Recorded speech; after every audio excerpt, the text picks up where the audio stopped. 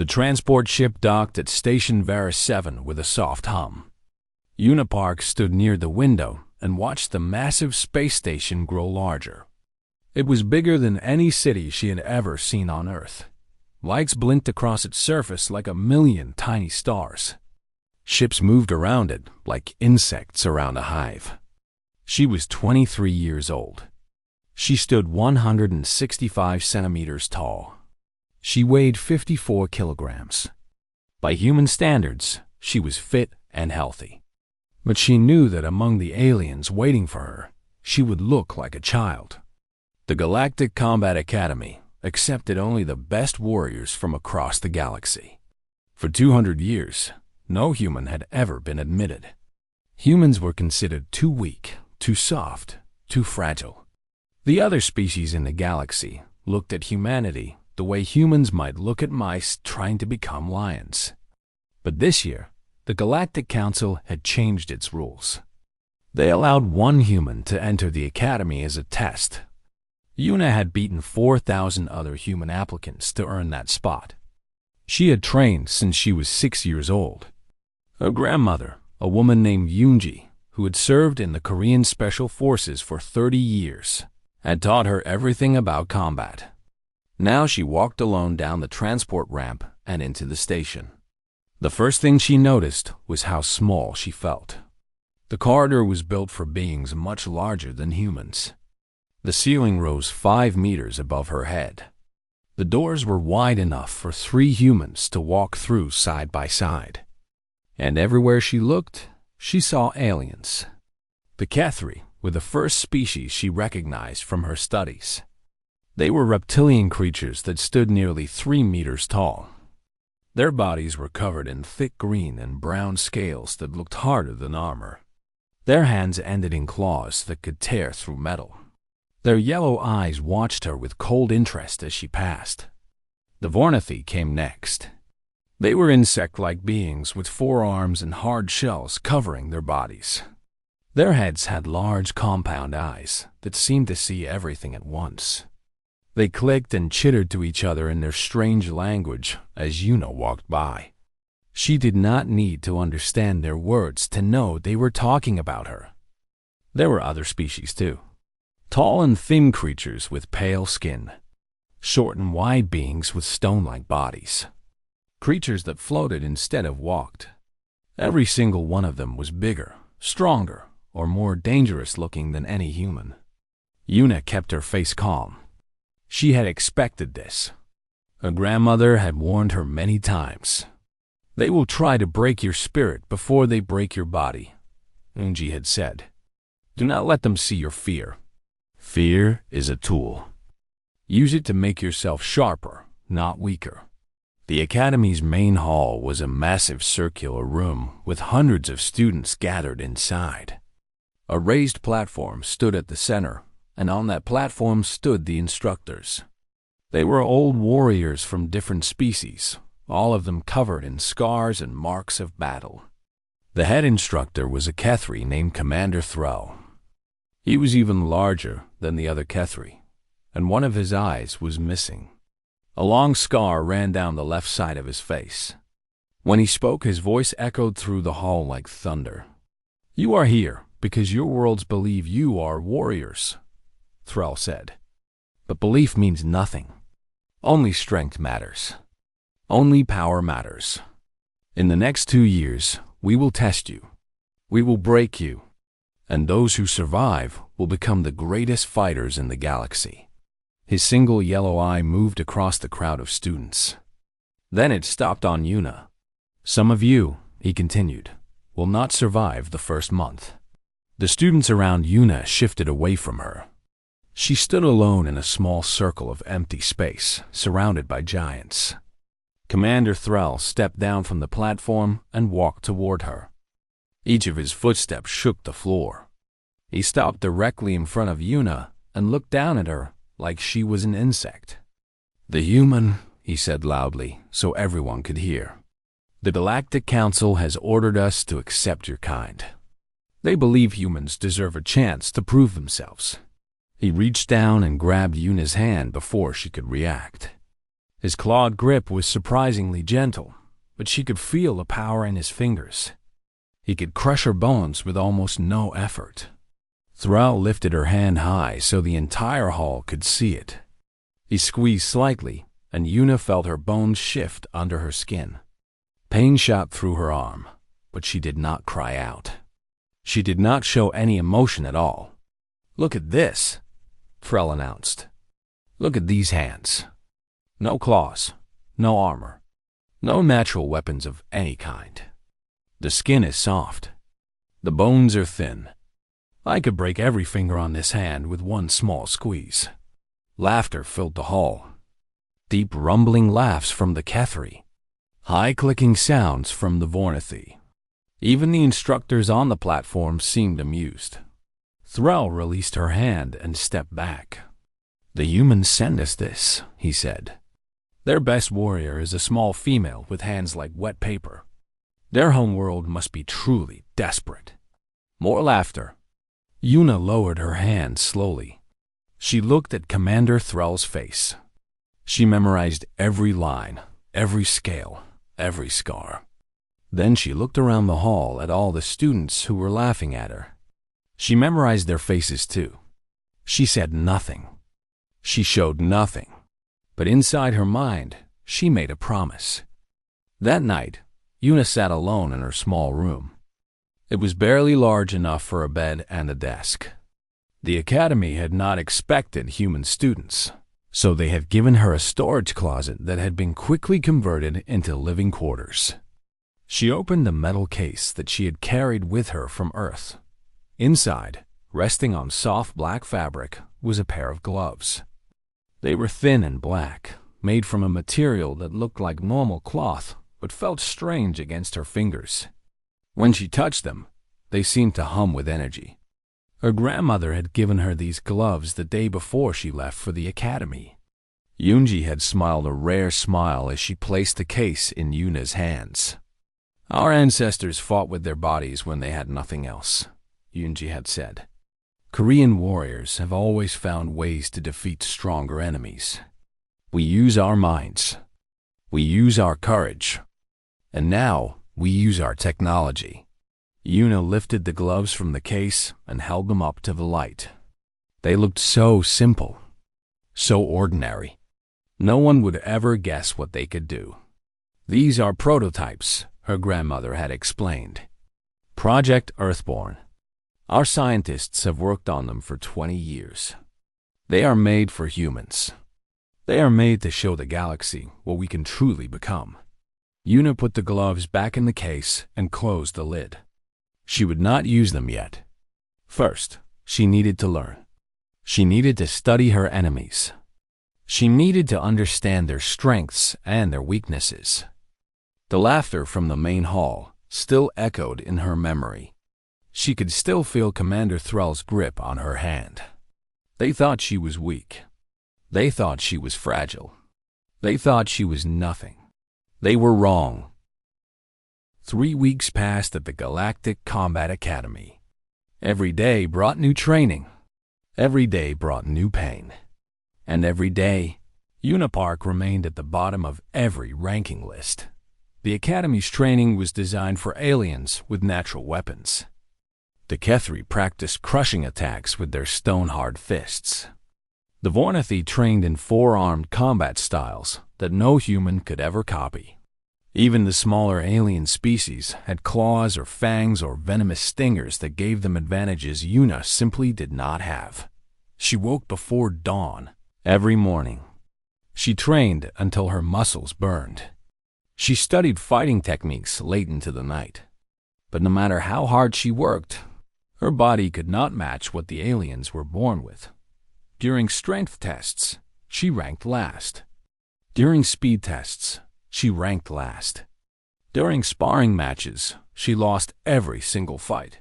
The other students stopped seeing her as a curiosity. Now they saw her as a joke. They gave her nicknames like Paper Girl and Soft Hands. They laughed when she walked into the training hall. They made bets on how long she would last before she quit or died. But Yuna did not quit. And she did not stop paying attention. While the alien students focused on their own training, Yuna watched them carefully. She noticed things that they did not notice about themselves. The Kethri always moved their tails before they attacked. The movement was small, but it was always there. The Vornathi had blind spots at certain angles because of how their compound eyes worked. If you moved at 45 degrees from their front, they had trouble seeing you clearly. Every species had patterns. Every species had weaknesses.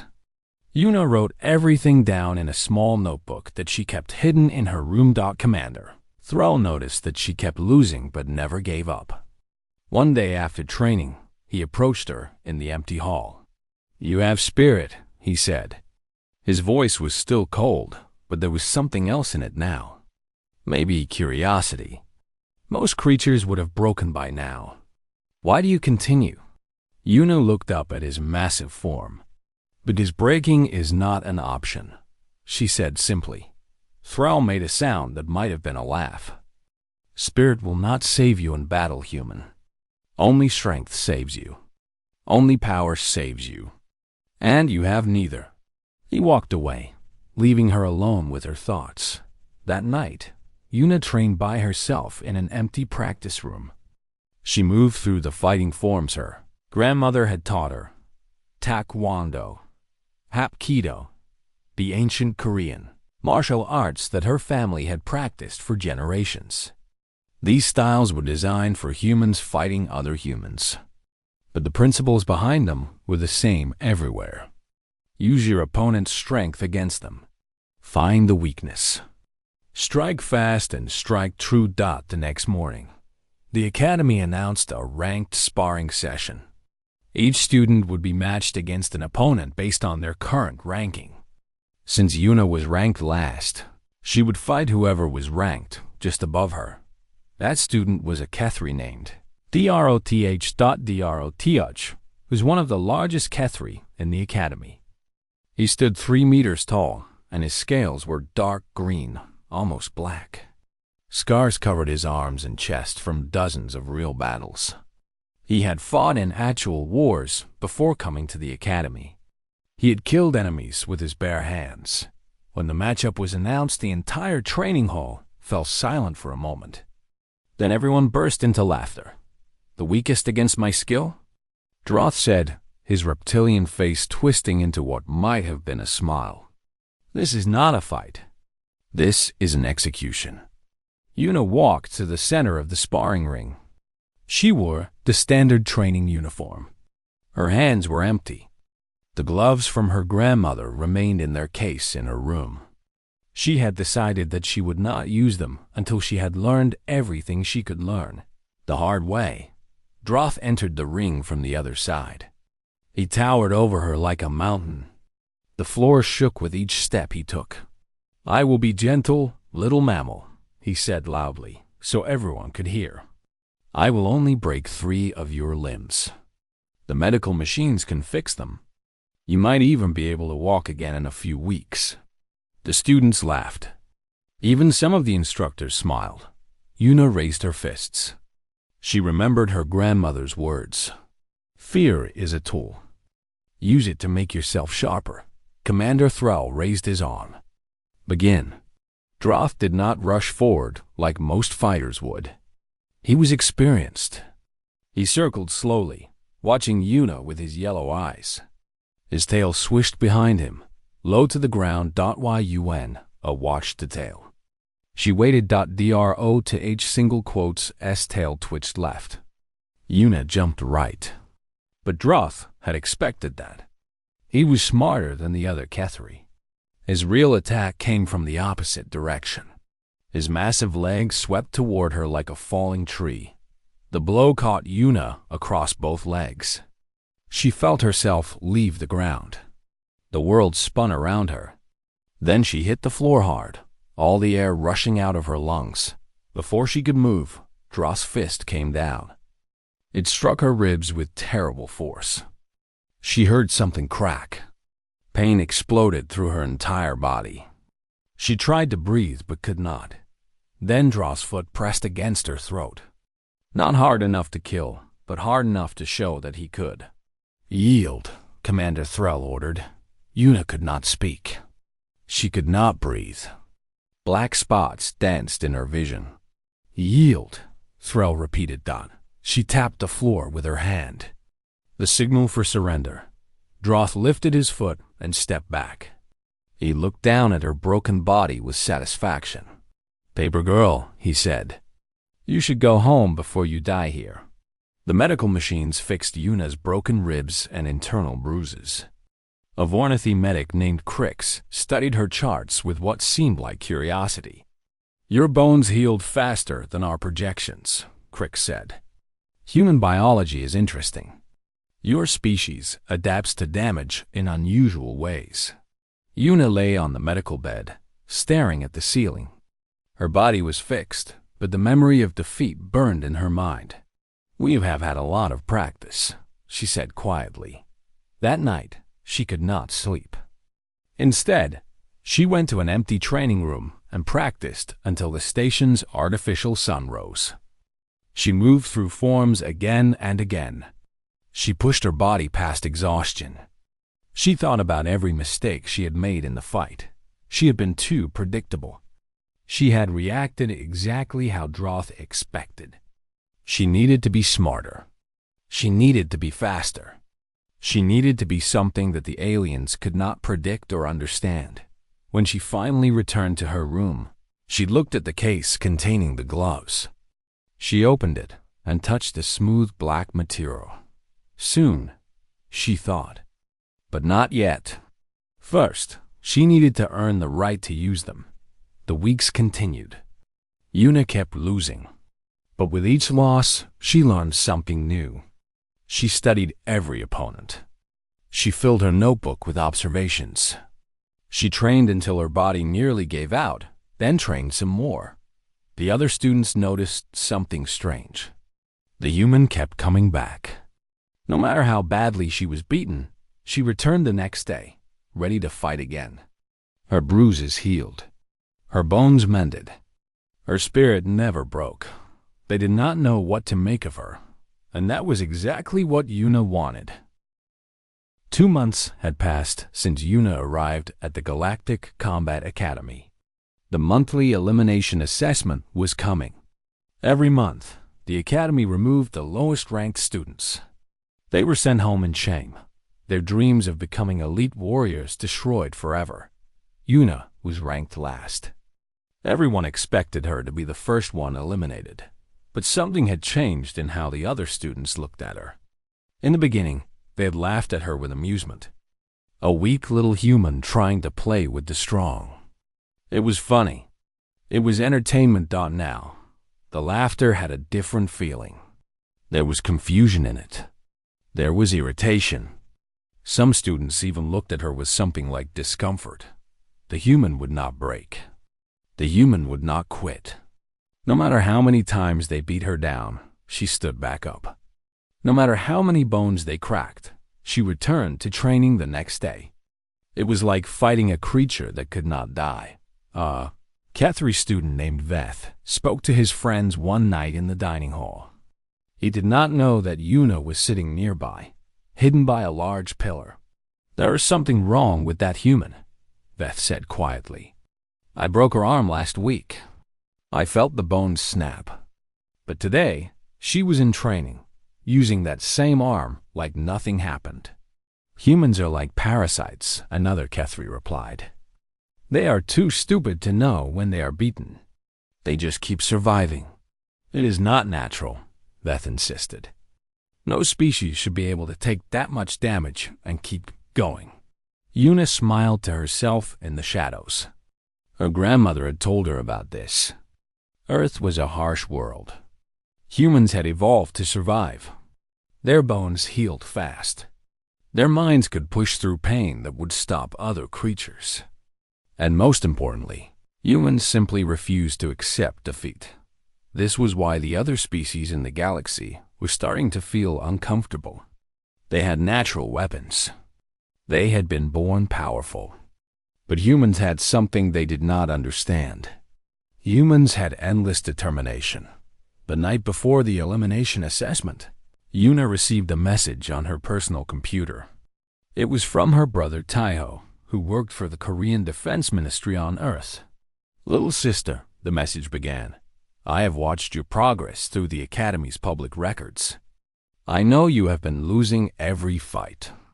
I know you are ranked last. But I also know you have been learning." Yuna read the message carefully. "The gloves grandmother gave you are fully ready now. Our scientists have finished the final adjustments. The neural connection should work perfectly with your brain patterns. When you put them on, they will become part of you." There was a pause in the message, then Taiho continued. "I have attached new information about Project Earthborn. Read it carefully. Understand what you are holding. Those gloves are not just weapons. They are the result of everything humanity has learned about combat over 10,000 years. They contain fighting knowledge from our ancestors, Korean warriors, special forces soldiers, martial arts masters from all of human history." Yuna opened the attachment and began to read. The gloves were made from something called nanoweave material. They could absorb the force of impacts and store that energy. Then she could release that stored energy in her own attacks. In simple terms, the harder an enemy hit her, the harder she could hit back. But there was more. The gloves contained an artificial intelligence called the Ancestor Protocol. This AI had been trained on millions of hours of human combat footage and historical fighting records. It knew techniques from ancient Korean warriors called the Hwarang. It knew modern military combat styles. It knew things that no living human could know by themselves. When connected to her nervous system, the Ancestor Protocol would guide her movements. It would help her react faster than humanly possible. It would teach her techniques in real time during actual combat. Yuna finished reading and looked at the case on her desk. The gloves waited inside, quiet and patient. "Show them what humanity can do," Taiho's message ended. "Make Korea proud. Make Earth proud. Make grandmother proud." Yuna stood up and walked to the case. She opened it slowly. The gloves looked the same as always. Thin, black, simple. They did not look like weapons that could challenge the galaxy's strongest warriors. She picked them up and slipped them onto her hands. For a moment, nothing happened. Then she felt warmth spreading from her fingers, up her arms, and into her entire body. The gloves were connecting to her nervous system. They were learning her movements, her muscle patterns, her brain signals. Information began to flow into her mind. Not words or pictures, but pure understanding. She suddenly knew fighting techniques she had never studied. She could feel the presence of the Ancestor Protocol, like a wise teacher standing beside her, ready to guide her. She made a fist. The gloves responded perfectly, like a second skin that had always been there. Tomorrow was the elimination assessment. She would face the strongest fighters in her ranking group. She would probably be matched against someone designed to destroy her. For the first time since arriving at the academy, Yuna smiled. The assessment took place in the main arena. All students gathered around the circular fighting pit. The instructors sat on raised platforms, watching with careful eyes. Commander Threll stood at the center, his single eye moving across the gathered warriors. "The elimination matches will begin now," he announced. "The 5 lowest-ranked students will fight. The 2 who lose their matches will be sent home." Yuna's name was called first. She walked toward the pit, and the crowd parted to let her through. She heard whispers and clicking sounds as she passed. Everyone expected this to be her final day at the academy. Then her opponent's name was called Vortek. The crowd went silent. Vortek was a Vornathy champion. He had never lost a single ranked match at the academy. He was not just in a different ranking from Yuna. He was being considered for early advancement to elite status. The match should have been between 2 low-ranked students. But someone had changed the rules. Yuna looked at Commander Threll. His reptilian face showed nothing, but she understood. This was a message. The Academy wanted her gone, and they wanted her to go in the most humiliating way possible. Vortek entered the pit from the other side. He was large, even for a Vornathi. His forearms were thick with muscle. His exoskeleton gleamed under the arena lights like polished armor. His compound eyes fixed on Yuna with what seemed like anticipation. "I've been waiting for this, little human," Vortek said. His voice was a strange mix of clicks and words. "I will mount your skeleton in my room. A trophy of the weakest species in the galaxy." Yuna stepped into the pit. She raised her hands, and for the first time, everyone noticed the thin black gloves covering them. Vortek laughed. "What are those? Decorations for your death?" Commander Thrall raised his arm. The crowd leaned forward. Yun took a breath. She felt the ancestor protocol activate, filling her mind with calm focus. She felt the nano-weave systems power up, ready to absorb and redirect energy. Thrall dropped his arm. "Begin." And Yuna's knuckles began to glow. The glow started soft. Pale blue light seeped between Yuna's fingers like water made of stars. Then it grew stronger. The light crawled up her forearms in patterns that looked like circuits or veins of pure energy. With each beat of her heart, the patterns pulsed brighter. The entire arena fell silent. For a moment, no one moved. No one spoke. Even Commander Thrall leaned forward slightly, his single eye fixed on the strange light coming from the human's hands. Vortek froze in his attack stance. In 3 years at the Academy, he had seen many weapons. He had seen energy blades and gravity hammers and plasma claws. But he had never seen anything like this. The glow seemed alive. It seemed hungry. Vortek was a champion. He had killed enemies on 4 different worlds. He had never known fear in battle. But something about that light made his exoskeleton feel suddenly very thin. Still, he was Vornathi. His species did not retreat. "Pretty lights will not save you, human," he said, forcing confidence into his voice. "You are still weak. You are still nothing." Yuna did not answer with words. She moved. One moment she was standing 6 meters away. The next moment she was directly in front of Vortek. The ancestor protocol guided her movements. Ancient Korean techniques flowed through her body without thought. She moved like water. She moved like lightning. Her first strike hit Vortek's primary right arm at the joint where his exoskeleton was thinnest. The kinetic energy stored in her gloves released on impact. There was a sound like breaking glass. Vortek's arm cracked at the joint, a hard shell shattering into pieces. The Vornathi champion screamed. Before he could process the pain, Yuna was already somewhere else. She had moved to his blind spot, that 45-degree angle she had noted in her notebook months ago. Vortek spun to face her, his 3 remaining arms swinging wildly. She caught 2 of his attacks with her palms. The impacts were massive. Any normal human would have been crushed. But the nanoweave systems in her gloves absorbed every bit of force. She felt the energy flowing into the gloves, being stored, building up like water behind a dam. Vortek struck again and again. Each hit was meant to kill. Each hit only made Yuna stronger. She could feel it now. The accumulated force of Vortek's desperate attacks, all stored in her fists, waiting to be released. It was like holding a thunderstorm in her hands. "Human combat technology," Yuna said quietly, her voice calm despite the chaos of battle, "is not about matching your strength." She stepped inside Vortek's guard. He tried to grab her with his remaining arms. But she was too fast. The ancestor protocol showed her exactly where to move, exactly how to position her body. Techniques from masters who had died centuries ago guided her like invisible hands. She placed her palm against Vortex's thorax, right at the center of his chest armor. It is about stealing it. She released the stored kinetic energy. The effect was instant and terrible.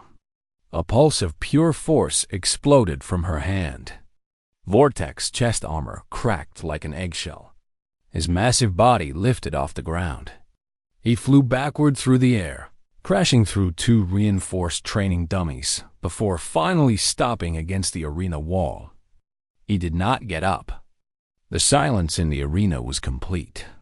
Hundreds of alien students stood frozen. Instructors stared with wide eyes. Even Commander Thrall seemed unable to speak. Una stood in the center of the pit, the glow slowly fading from her arms. She was breathing hard, but her face was calm.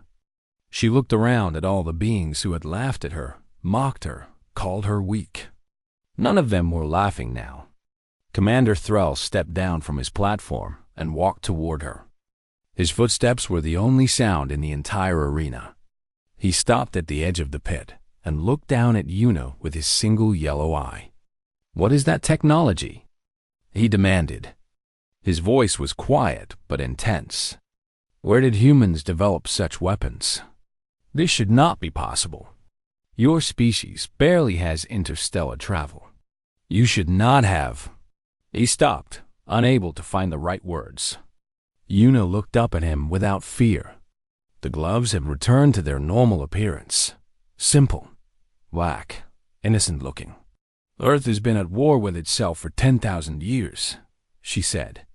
Her voice carried clearly through the silent arena. Every alien heard her words.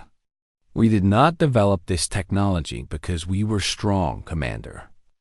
We developed it because we were weak." She raised her hands, showing everyone the thin black gloves. "Humans have no claws. We have no natural armor. We have no venom or fangs or powerful muscles. We were born with nothing but soft skin and fragile bones. Every other creature on our planet was stronger than us. Every other creature should have destroyed us." She paused, letting her words sink in. "But they did not destroy us. We destroyed them. We used our minds to create weapons. We used our hands to build tools. And when those tools were not enough, we built better ones. Again and again, for thousands of years, we faced enemies who were stronger than us. And we always found ways to win." She pointed at the unconscious form of Vortex still lying against the wall. "You were all born powerful," Una continued. "You never had to struggle. You never had to look at a stronger enemy and ask yourself how you could possibly survive. But humans ask that question every day, and we always find an answer." The glow returned to her knuckles, pulsing with blue light. "This technology is called Earthborn. It is the answer to 10,000 years of human struggle. It turns weakness into strength. It takes the power of our enemies and gives it back to them, multiplied." She looked directly at Commander Thrall. "You said only strength matters. Only power matters. Well, Commander, let me show you human power." From the crowd, a familiar voice called out. It was Droth, the Kethri, who had broken her ribs in her first sparring match. He pushed through the other students and stepped to the edge of the pit. His massive reptilian body blocked the light. His yellow eyes fixed on Una with an intensity she had not seen before. "Fight me," he said. "A true fight. No rules, no time limits. Fight me until one of us cannot continue." The crowd stirred. Students began to whisper and click. A real fight between a Kethri warrior and a human? This would be something worth watching. Commander Thrall looked between Droth and Una. For a long moment, he said nothing. Then, slowly, he nodded. "This will be an unofficial match," he announced. "No rankings will be affected. This is simply a test. A true measure of what humans can do." He stepped back from the pit. Droth jumped down into the arena. The floor shook when he landed. He was even larger than Una remembered. His scales seemed thicker, darker. His claws looked sharp enough to cut through starship hulls. He remembered breaking her ribs. He remembered the feeling of her bones cracking under his fist. He remembered thinking that humans were nothing but prey. Now, looking at the strange light glowing from her hands, he was not so sure. "I will not hold back," Droth said. "This time, I will fight you with everything I have." Una settled into a fighting stance. The Ancestor Protocol hummed in her mind, showing her Kethri weaknesses, suggesting techniques, preparing her for war. "Good," she said. "I was hoping you would say that." Her knuckles blazed with blue light. The fight began. The battle between Unipark and Droth lasted 47 minutes. In the entire history of the Galactic Combat Academy, no sparring match had ever gone so long. Most fights ended in seconds. The strongest students finished their opponents in 1 or 2 moves. Even difficult battles rarely lasted more than 5 minutes. But this fight was different. This fight became something that would be remembered for generations. Droth attacked with the fury of his entire species. The Kethri had conquered 3 star systems through pure physical power. They were the warriors that other warriors feared. Their fighting styles had been developed over thousands of years of constant battle. Every strike Droth threw carried enough force to crack stone. Every sweep of his tail could break bones like dry sticks. And Una matched him. Her gloves absorbed his attacks and turned them into weapons. The Ancestor Protocol guided her movements, teaching her techniques from ancient Korean warriors she had never studied. She danced around his massive form, striking at weak points, avoiding his deadly claws by centimeters. When Droth's tail swept toward her legs, she was already in the air. Her grandmother had taught her jumping kicks from Taekwondo. The Ancestor Protocol refined those kicks into something perfect. Her heel struck Droth's shoulder joint with stored kinetic force, and the Kethri stumbled backward for the first time. The crowd gasped. No one had ever seen Droth stumble, but he was not finished. He roared and charged forward, his claws extended, his yellow eyes burning with rage and something else. Excitement. He was finally fighting a real opponent. Una caught his claw attacks with her palms. The impact shook her entire body. Each hit would have killed an unprotected human instantly. But the nanoweave systems in her gloves drank in the force like water. She could feel the energy building, growing, becoming a storm that waited for release. For 20 minutes, they fought like this. Attack and counter. Strike and absorb. The floor of the arena cracked under Droth's footsteps. The air hummed with the energy radiating from Una's gloves. Slowly, something began to change. Droth was getting tired. His attacks were still powerful, but they came slower. His breathing was heavy. Sweat formed on his scaled skin. He had never fought this long without finishing his opponent. He had never needed to. Una was tired too. Her muscles burned. Her lungs ached. But the Ancestor Protocol kept her moving with perfect efficiency. No wasted motion. No wasted energy. Every step she took was exactly right, and the power in her gloves kept growing. At minute 35, Droth made a mistake. His tail sweep came from the left, but it was slower than before. Una saw it coming with plenty of time. She jumped over it and landed a spinning kick to his ribs. The stored kinetic energy released on impact. Droth felt his ribs crack. He stumbled back, pain flooding through his body. But he did not fall. He straightened up and looked at Una with new eyes. "You are remarkable," he said, breathing hard. "I have never fought anyone like you." Una was breathing hard, too. "Neither have I," she admitted. Droth laughed. It was a strange sound from a Kethri. It was not the mocking laughter she had heard before. It was genuine, respectful. "Then let us finish this," he said. "One final exchange. Everything we have." Una nodded. She understood. This fight needed a real ending. They both took their stances. The crowd held its breath. Commander Thrall leaned forward on his platform. Droth charged. He put all of his remaining strength into one massive attack.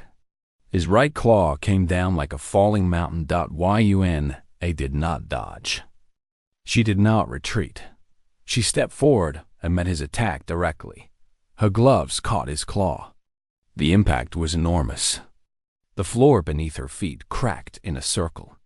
The force traveled through her arms, into the gloves, adding to the storm she had been building for 47 minutes. And then she released. Everything. The light from her knuckles changed. It was not just blue anymore. Now it was gold, bright and burning like a captured sun. The color of Korea's national symbol. The color of her grandmother's military insignia. She placed her palm against Droth's chest. Right over his heart. The kinetic release was like nothing anyone had ever seen. A wave of pure force exploded outward. The ground shook. The walls of the arena trembled. Droth's chest armor cracked.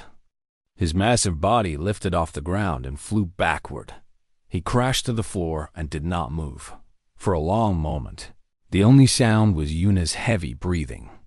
The golden light slowly faded from her hands. She stood alone in the center of the ruined arena, surrounded by cracked floor and broken training equipment. Then Droth moved. Slowly, painfully, he pushed himself up to his knees. He looked at Yuna with eyes that held no anger, no hatred. "I yield," he said. The words seemed to hurt him more than his broken ribs. "I yield to the human." The crowd exploded. Aliens who had mocked her were now staring in shock. Students who had called her paper girl were silent. Even the instructors seemed unable to process what they had witnessed. Commander Thrall walked into the arena. He looked at Droth, then at Yuna, then at the destruction around them. "This match is concluded," he announced. "The human wins." Yuna deactivated her gloves completely. The light disappeared. She walked over to Droth and did something that surprised everyone. She reached down and offered him her hand, her bare hand. Her soft, fragile, human hand. The same hand that Commander Thrall had squeezed on her first day, demonstrating how weak humans were. Droth stared at that hand for a long moment. Then, slowly, he reached up and took it. Yuna pulled, and together they got him back on his feet. "Your species," Droth said quietly, so only she could hear, "is more dangerous than the galaxy knows." "We are not dangerous," Yuna replied. "We are survivors." "There is a difference." 3 months later, Yuna Park graduated at the top of her class. She was the first human in galactic history to achieve that honor. A graduation ceremony was broadcast across 30 star systems. Billions of beings watched as she received her warrior certification from Commander Thrall himself. Before she left the academy, Droth found her in the corridor. "Where will you go now?" he asked. "Home," Yuna said. "To Earth. There are more soldiers to train, more technology to develop. We have only begun to show the galaxy what humans can do." Droth nodded. "I will remember you, Yuna Park, and I will tell others about you. When they ask why they should not underestimate humans, I will tell them your story." Yuna smiled. It was the same smile she had given her grandmother before leaving Earth. "Tell them this," she said. "Tell them that humans were born weak. Tell them that we survived anyway. Tell them that we turned 10,000 years of struggle into weapons the galaxy has never seen." She raised her hand, and for just a moment, her knuckles glowed with soft blue light. "Tell them to be careful. The next human they meet might not be as gentle as me." She left the station that day, returning to Earth as a hero. Her gloves were placed in the Korean National Military Museum, displayed alongside ancient armor and weapons from Korea's long history of warriors. Students came from around the world to see them, but the real change happened at the Galactic Combat Academy. The next year, Human applications increased by 10,000%. And this time, when human students walked through the halls, no one laughed. No one mocked their soft hands or fragile bones. Instead, the aliens watched them carefully. They studied them. They wondered what technology was hidden inside those thin black gloves. Word spread across the galaxy. The humans were not weak. They had never been weak. They had simply been waiting, learning, building, preparing. And now they had something called Earthborn. When species across the galaxy told stories about humans, they told a story of Una Park, the small Korean woman with hands that could shatter the strongest armor. The fragile human who refused to break. The warrior who proved that true strength was not about what you were born with. It was about what you were willing to become. And the galaxy learned, slowly but surely, to respect fragile hands. The end.